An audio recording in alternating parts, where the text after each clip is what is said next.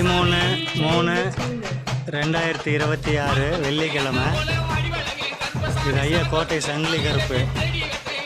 இந்த ஐயா கோட்டை சங்கிலி கருப்பனுடைய ஆலயத்துக்கு வந்து ஐயனுடைய ஆசி பெற்றால் உங்களுடைய உடலில் இருக்கும் நோய் நொடிகள் எல்லாம் தீரும். உங்கள் குடும்பம் கஷ்டங்கள் தீரும். உங்கள் கவலைகள் தீரும். கடன் பிரச்சனை தீரும். நிம்மதியை கொடுக்கும். மனசில் ஆரோக்கியத்தை கொடுக்கும். வாங்க வந்து